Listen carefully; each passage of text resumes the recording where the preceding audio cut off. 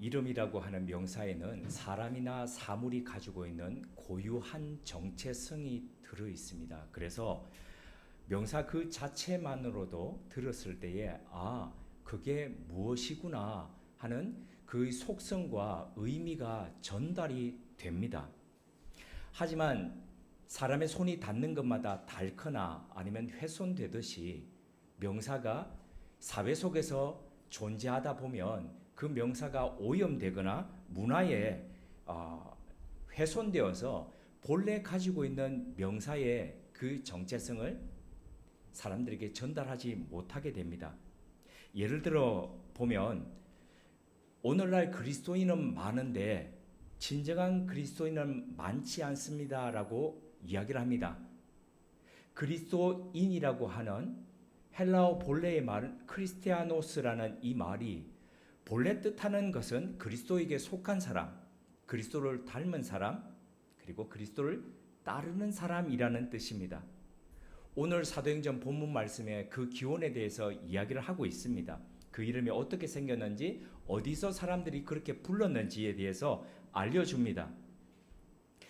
그리스도를 닮은 사람, 그리스도인, 참 아름답고도 귀한 이름입니다. 감격스러운 명사지요.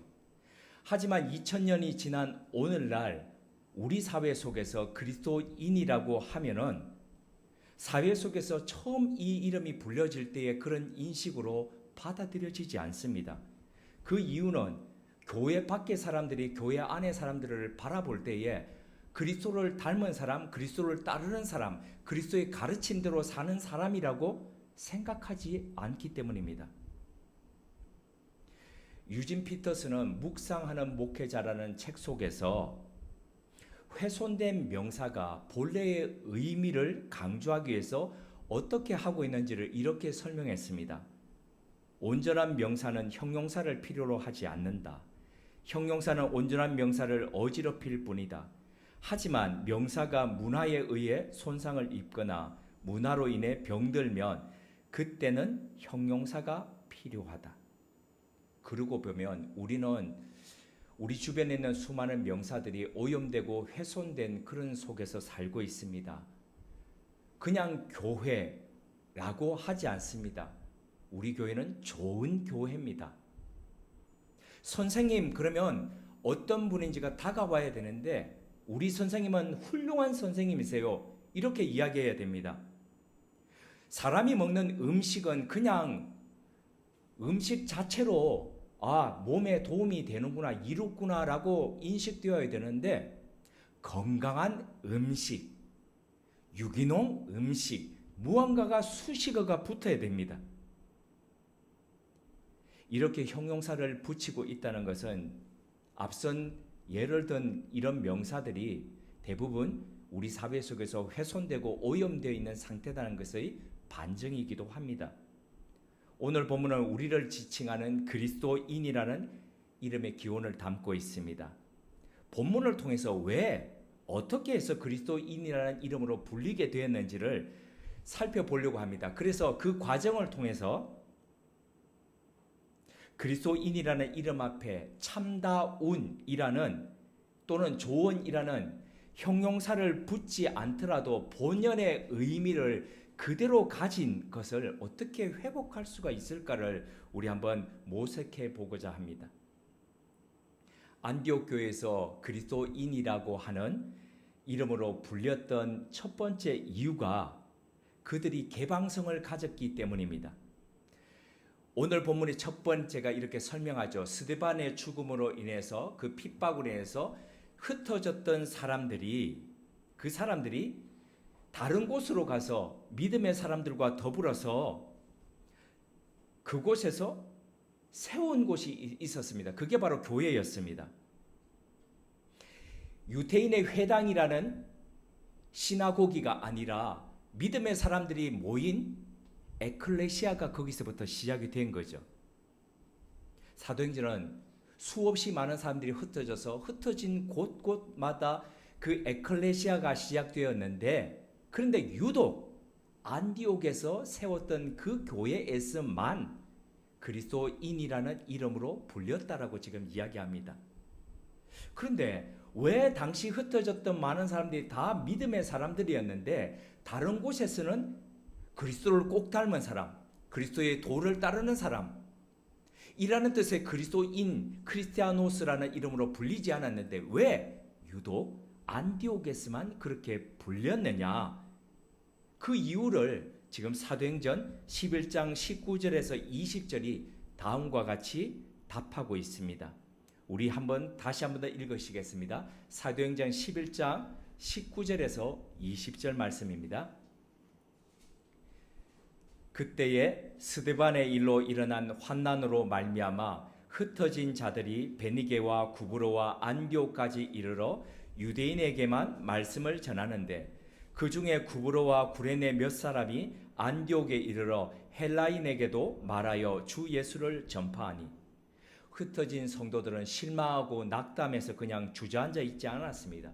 그들은 그들이 있는 곳에서 예수 그리스도의 말씀을 전하고 가르쳤습니다. 그런데 그들 가운데 대부분은 심각한 제한성을 보였습니다. 그것은 방금 읽은 19절에서 진술하듯이 누구에게만 말씀을 전했습니까? 네, 유대인에게만 말씀을 전했습니다. 유대인 바깥에 다른 사람들에게 말씀을 전할 생각조차 하지 못했습니다. 놀라운 폐쇄성입니다. 유대 사회라는 그 폐쇄성을 가지고 외국에서도 그냥 그렇게 살았다는 겁니다. 타 지방, 타국에서 삶을 시작합니다.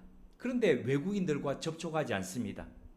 자신들과 같은 언어와 같은 문화를 가지고 있었던 유대인에게만 다가갑니다.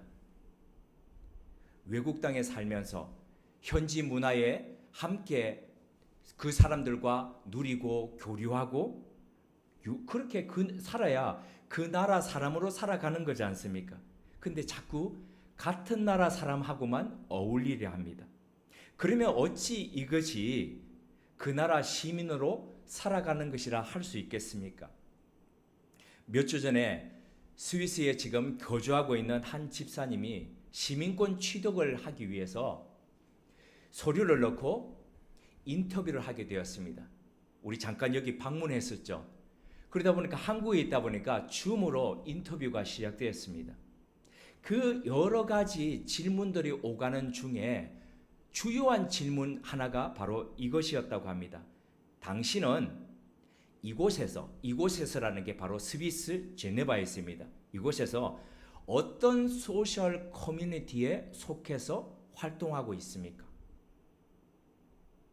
그러니까 당신이 직업을 지금 가지고 있는데 그 직업 말고 지역 사회 속에서 어떤 커뮤니티 안에서 다른 사람들과 더불어서 관계성을 맺고 있는지를 묻고 있다는 거죠.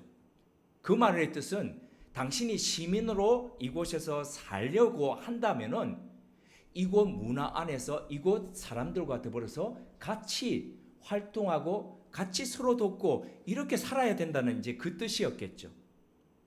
만약에 이 질문을 예루살렘에서 흩어진 교우들에게 했다면 그들은 아마 별로 할 말이 없었을 겁니다. 유대인 회당 시나고기에서 유대인들하고만 이야기하고 유대인들에게만 전도하고 그렇게 살았으니까요. 이에 반해서 안디옥 교회를 창립했던 두 출신들이 있었습니다. 한 출신들은 구브로에서 왔던 사람들이고 구브로는 오늘날의 키프로스 섬입니다. 그 키프로스 섬에서 왔던 사람들, 또 하나는 구레네에서 왔던 사람들입니다. 이 구레네는 지금의 에티오피아입니다. 그러니까 아프리카 쪽에서 왔던 요 두 부류의 성도들이 안디옥에 와서 그곳에서 누구에게 말씀을 전했다고 합니까? 헬라인에게도 전했다는 것은 유대인에게도 전하고 헬라인에게도 전하고 사람 가리지 않고 구분 없이 복음을 전했다는 말이거든요.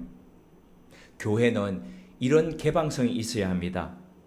여호와 신앙이라고 하는 것이 유일신 사상이지요. 그러다 보니까 다른 사람들하고 통하지 않는 폐쇄성을 가질 수 있습니다. 그러나 그 폐쇄성을 다른 사람들에게 전하기 위해서 우리는 더 큰 개방성으로 사람들에게 다가가야 된다는 것이죠. 열린 생각과 열린 마음으로. 그래서 교회가 개방성을 가져야 된다는 것은 우리 각자가 한 사람 한 사람이 열린 마음으로 다른 사람들을 대하고 다른 사람들과 교제해야 된다는 겁니다. 자, 그렇다면 어떻게 하면 이런 개방성을 가지고 살아갈 수 있을까요? 그것은 바로 개방적인 시각의 유무입니다. 개방적인 사람들은 보통 사람들과 다른 방식으로 사물을 볼 가능성이 큽니다.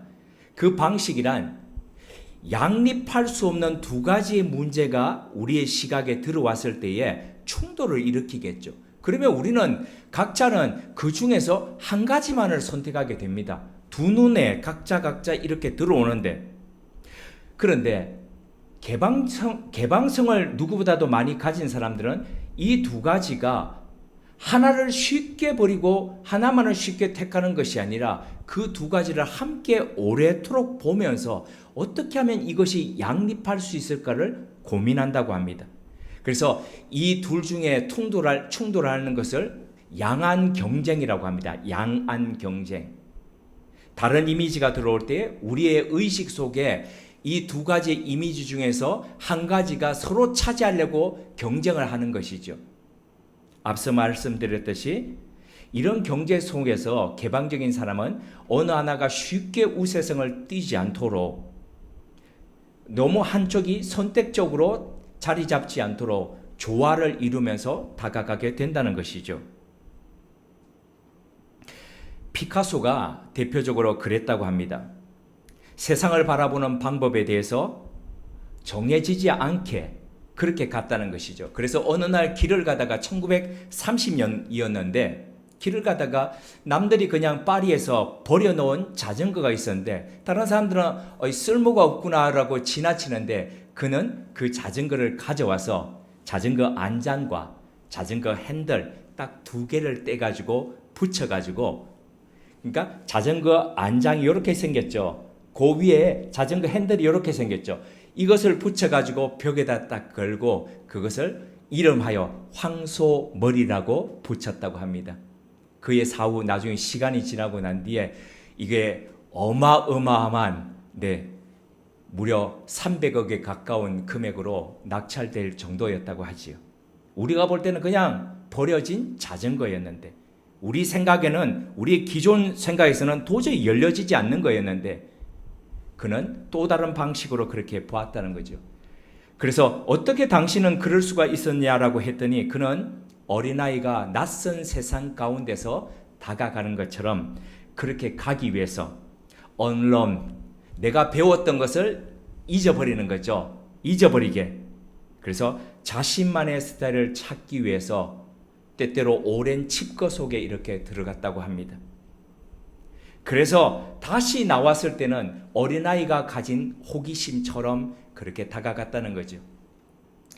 지금 전국 곳곳의 사찰들에 보면 승려들이 한거에 들어가지요. 겨울철이 되면 동안거에 들어가죠. 사람들을 만나고 설법을 이야기하고 하지만 그러나 시간들을 정해놓고 그 시간 안에 홀로 면벽하면서 자신의 마음이 어느 한 곳에 치우치지 않도록 그렇게 하는 것들을 해가고 있죠. 어린아이가 호기심 가득한 눈으로 세상을 바라보는 것, 별과 별을 잇는 기성의 별자리처럼, 우리 예를 들어서 하늘에 보면 딱 보면서 이렇게 얘기하죠. 저거는 무슨 별, 무슨 별. 가끔씩 문득문득 아버지와 나눴던 생각들이 들 때가 있습니다. 시골에 여름철 이때쯤이면 모깃불을 피워놓고 평상에 이렇게 아버지와 들어누워서 하늘을 이렇게 쳐다보면 은하수를 기점으로 수많은 별들이 반짝반짝 빛이 납니다. 그때 아버지 이렇게 얘기하셨습니다. 저게 바로 견우성이고 저게 직녀성이다. 제 아버지 함자가 7자 석자지 않습니까? 7월 7석에 나셨다고. 그래서 저게 견우성이고 저게 직녀성이다. 그러면서 저것은 카시오페아고 저것은 북극성이고, 어린 시절 아버지로부터 별자리를 그렇게 학습받았습니다. 그런데 그 아버지는 위에 때에서부터 그려놓은 별과 별을 연결한 그곳으로 학습받았겠죠.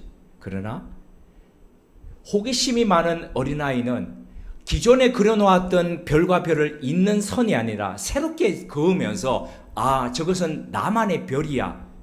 마치 어린 왕자가 자기만의 별 이름을 명명하듯이 새로운 별자리를 발견하고 별자리를 긋는 법을 배워가는 것이죠.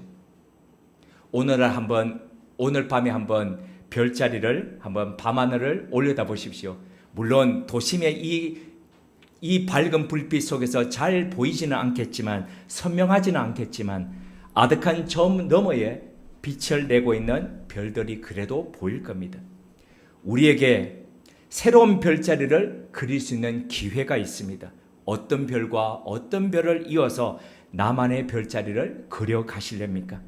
만약 우리가 나만의 별자리를 그렇게 그려갈 수 있다면, 기존에 학습된 것을 넘어서 갈 수 있다면, 다른 사람들은 이거 안 돼, 이건 될 수가 없어 라고 하는 것에 선을 그으면서 우리는 믿음으로 믿음의 길들에 선을 그어가면서 나아갈 수 있지 않겠습니까? 기존의 사람들은 유대인이라는 틀을 벗어날 수 없었지만 그리스도인이라는 이름을 얻은 안디옥 교회처럼 그 틀을 넘어서서 새로운 방식으로 우리 또한 존재하게 될 것입니다. 그리스도를 꼭 닮은 그리스도로 새롭게 이 시대를 선을 긋고 이어가는 사람이 될 수 있을 겁니다. 안디옥 교회에서 그리스도인이라고 불렸던 두 번째 이유는 하나님의 은혜가 있는 곳이었기 때문입니다. 안디옥 교회가 세워졌던 시리아 안디옥, 사도행전에 보면 두 가지의 안디옥이 나옵니다. 하나는 시리아 안디옥, 또 다른 하나는 비시디아 안디옥입니다. 근데 우리가 안디옥 교회라고 하는 것은 바로 시리아 안디옥인데요. 이 시리아 안디옥은 로마의 그 넓은 제국 중에서 가장 큰 도시가 로마였고, 두 번째가 알렉산드리아였고, 바로 세 번째가 이 시리아 안디옥이었습니다. 이 시리아 안디옥에서 이렇게 로마 제국 안에서 세 번째로 큰 도시다 보니까 일반 도시 가운데서 그렇게 상상하고 생각할 수 없는 그런 문화와 움직임이 있었겠죠. 대도시는 예나 지금이나 규모가 다릅니다. 움직이는 것들이 다르죠. 사람들의 규모도 다릅니다. 매우 다양한 인종과 그리고 사람들이 살아가니까 일단은 개방적처럼 보입니다. 그러나 조금 더 깊게 들어가 보면 매우 개인적이고, 그리고 어느 선을 넘지 못하도록 폐쇄적인 부분들이 분명히 있습니다. 배타적인 게 그 안에 있다는 거죠. 그런 속에서 보통의 방식과 다르게 살아가는 사람들이 어디에?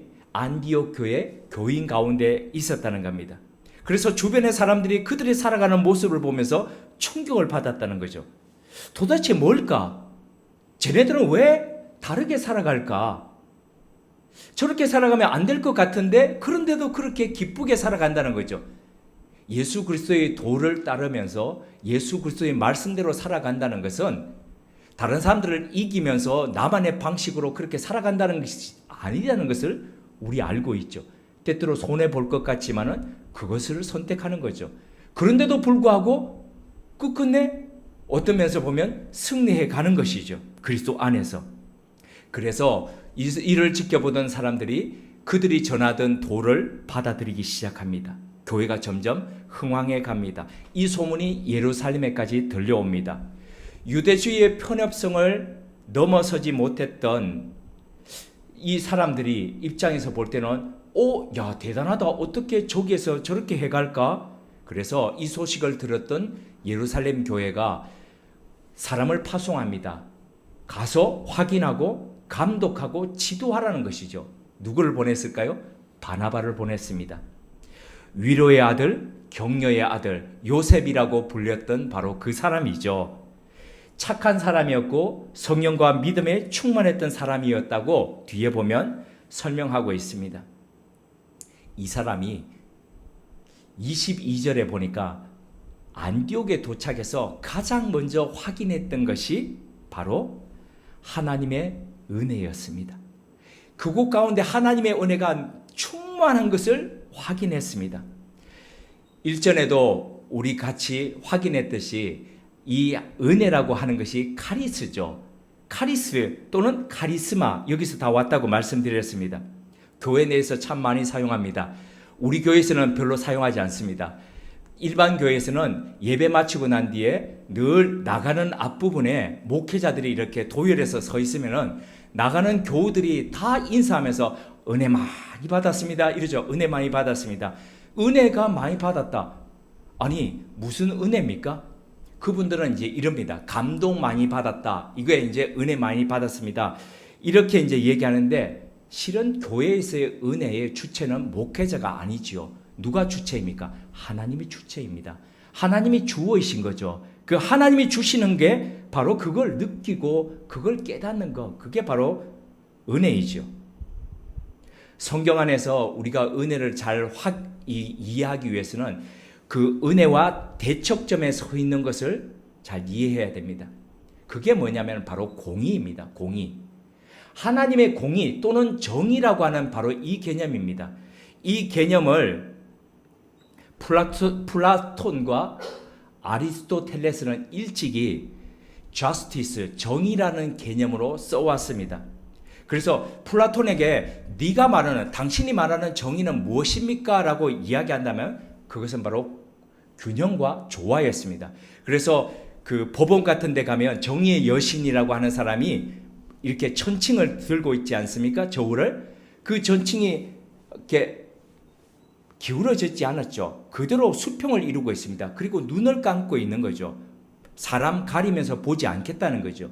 이것이 기울어지지 않고 그대로 유지되는 것, 균형과 조화를 이루는 것이 플라톤에게 있어서 바로 정의였습니다. 그렇다면 아리스토텔레스는 그게 뭐가 그에게 있어서 정의였냐 하면은 그에게 있어서 정의는 바로 공평이었습니다. 그래서 줄 것은 주고 받을 것은 받고 이렇게 되는 거, 그게 바로 마땅함이라고 하는 거, 그게 바로 아리스토텔레스에게 있어서 정의였습니다.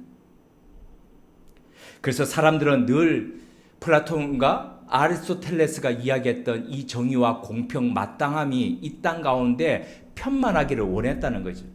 그러나 오늘 아침에 혹시 나오시기 전에 뉴스를 보시거나 아니면 매일매일 뉴스를 보신다면 뉴스 가운데서 늘 빠짐없이 이야기하는 게 뭡니까? 이 공평과 조화, 마땅함이 없는 것 아니겠습니까? 그래서 사회가 엉망으로 구성되고 있는 것, 돌아가고 있는 것, 제발 이거 좀 바로해 달라고 하는 것이 뉴스의 대부분 아닙니까? 이런 가치가 제대로 구현되지 않는다는 것이죠. 그런데 앞서 말씀드렸듯이 이런 정의에 있어서 반대 말은 사람들은 부정이라고 이야기하지만 성경은 부정의가 아니라 바로 하나님의 은혜라고 이야기합니다. 왜 그러냐면 정의와는 전혀 다른 방식으로 작동하고 있기 때문입니다. 정의를 그래서 넘어선 정의가 바로 은혜라고 표현한다는 것이죠. 한번 이렇게 생각해 보시면 되겠습니다. 법정 안에서, 법정에서는 그가 행한 대로 상을 받거나 처벌을 받거나 됩니다. 그런데 그 법정 안에서 사랑을, 은혜를 계속 이야기한다면 그 말이 안 되겠죠. 그런데 그 말 안 되는 것을 하나님은 말되게 하신다는 것이죠. 그래서 시편 85편 10절에 보면 이런 말씀을 합니다. 인애와 진리가 같이 만나고 의와 화평이 서로 입맞춤한다. 인애라는 것이 은혜거든요. 사랑, 은혜인데 그게 진리하고 어떻게 같이 만날 수 있겠습니까? 안 된다는 거죠. 그런데 그게 하나님 안에서는 만난다는 거죠. 의와 화평이, 이 정의하고 평화, 이 은혜가 어떻게 서로 입을 맞춘다는 겁니까? 안 된다는 거죠. 그런데 그게 말된다는 거죠. 어디서 말된다는 겁니까? 보통 말 안 됩니다. 아니 이거 받은 대로 죄 지은 대로 처벌해야 되는데 그 처벌하지 않는 거, 그게 어떻게 공이고 그게 어떻게 정의입니까? 그런데 그런 거에도 하면서 은혜도 베푸는 것, 이게 입 맞추는 것인데 어떻게 그게 되는 겁니까? 그게 바로 예수 그리스도의 십자가 안에서 그렇게 되었다는 것이죠.